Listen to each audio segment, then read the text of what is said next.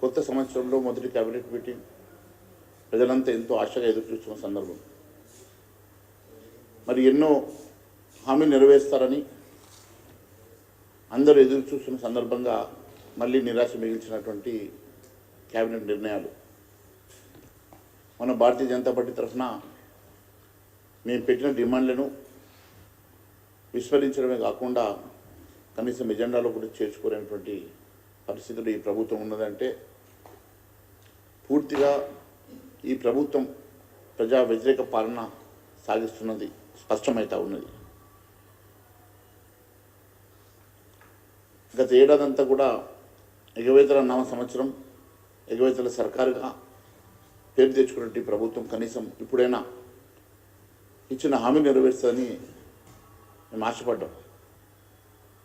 కనీసం 420 హామీలు కాకపోయినా 6 గ్యారంటీలు, గతంలో చట్టబద్ధత ఇస్తామని చెప్పినటువంటి 6 గ్యారంటీలు, వాటి కోసమైనా నిధులు మంజూరు చేస్తారేమో, వాటిని ఖచ్చితంగా చర్చించి వాటిని కూడా అమలు చేస్తారని భావించాం.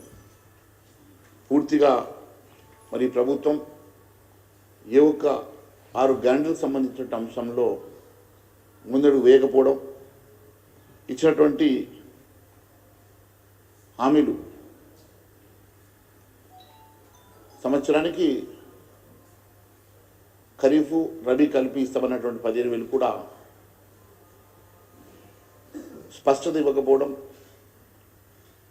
మరి ఇప్పుడు ఖరీఫ్ రబీ కలిపి 15,000 రూపాయలు ఇస్తారా, లేక ఖరీఫ్ని ఎగ్గొట్టి కేవలం రబీ ఒకటే ఇచ్చి ప్రజల్ని మరొకసారి మోసం చేస్తారా అర్థం కావడం లేదు. మరి కొన్ని పేపర్లు చూసాం, కొంతమంది మంత్రులు 2 కలిపి ఇవ్వాలని 15,000 ఇవ్వాలని, కానీ 12,000 చేసి మరి దాంట్లో కూడా స్పష్టత లేకపోవడం బాధాకరం. అదే కాకుండా 6 గ్యారంటీ అమలు విషయంలో 4,000 రూపాయల పెన్షన్ అంశం అయితేనేమి, 2,000 నుంచి 4,000 చేస్తామనేటువంటి పెన్షన్ అంశం పూర్తిగా విస్మరించడం, యువతకు 4,000 నిరుద్యోగ వృత్తి ఇస్తామన్న సంగతి విస్మరించడం, అంతేకాకుండా మహిళలకు ఇస్తామన్నటువంటి మహాలక్ష్మి పథకానికి 2,500 రూపాయలు ఇస్తామన్న సంగతి కూడా పూర్తిగా విస్మరించడం, 6 గ్యారెంటీలతో పాటు 420 హామీల సంగతి ఎక్కడ కూడా మాట్లాడకపోవడం మరి చాలా బాధాకరంగా ఉన్నది. అంతేకాకుండా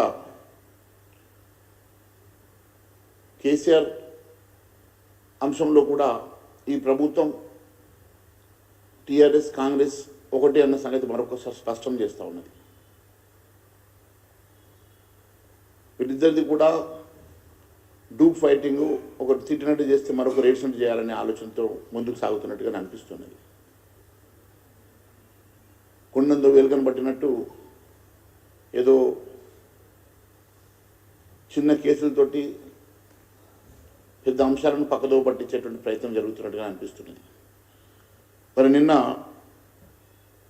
ప్రభుత్వ హామీలో జరిగిన అక్రమాలు, ఆయన కుటుంబం 1000 సంవత్సరాలు జైల్లో పెట్టినా కూడా చాలదని చెప్పినటువంటి ముఖ్యమంత్రి గారు మరి 1000 సంవత్సరాలు జైలు శిక్ష చేసే తప్పులు ఏమేమి ఉన్నాయో, మరి ఇప్పటివరకు ఎన్ని కేసులు పెట్టారో, ఇప్పటివరకు వారి మీద ఎన్ని ఇన్వెస్టిగేషన్స్ నడుస్తూ ఉన్నాయో, ఎన్ని ఎఫ్ఐఆర్ ఫైల్ చేశారో కూడా ఇప్పటివరకు స్పష్టత లేదు.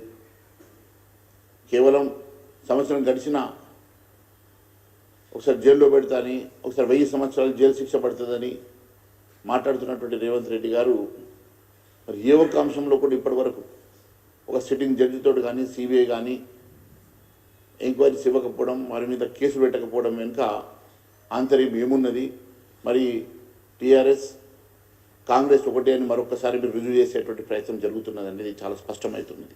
ఇదంతా ఒక మ్యాచ్ ఫిక్సింగ్ లాగానే కనపడతా ఉన్నది. విద్యుత్ ఒప్పందాల మీద justice Madan Lokur commission report cabinet ఆమోదించిందని మీడియాలో చదివిన, కానీ మరి ఈ అంశం అయినా కేసీఆర్ మీద చర్యలు ఉంటాయా, మరి ఈ అంశమైనా కూడా బహిర్గతం చేసి ఆయన మీద ఏమైనా కేసులు పెడతారా, ఇప్పటివరకు మరి స్పష్టత లేదు. మరి లేకుంటే వీరి ఫైటింగ్ కేవలం ఒక డూప్ ఫైటింగ్ అనే కనబడతా ఉన్నది. అదే మాదిరిగా మీకు తెలుసు గత సంవత్సరం అంతా కూడా ఎన్నో ఈ ప్రభుత్వం మీద, ప్రభుత్వ శాఖల మీద జరిగిన అవినీతుల మీద, ఎన్నో అంశాల మీద నేను మాట్లాడడం మీకు తెలుసు. మరి ఏ ఒక్క అంశం మీద కూడా ఇప్పటివరకు రాష్ట్ర ప్రభుత్వం చర్యలు తీసుకోలే, రాష్ట్ర ప్రభుత్వం దాని మీద ఎంక్వైరీ చేయలే, రాష్ట్ర ప్రభుత్వం స్పందించలేదు. కనీసం ముఖ్యమంత్రి గారు కూడా ఇప్పటివరకు దాని మీద స్పందించకపోవడం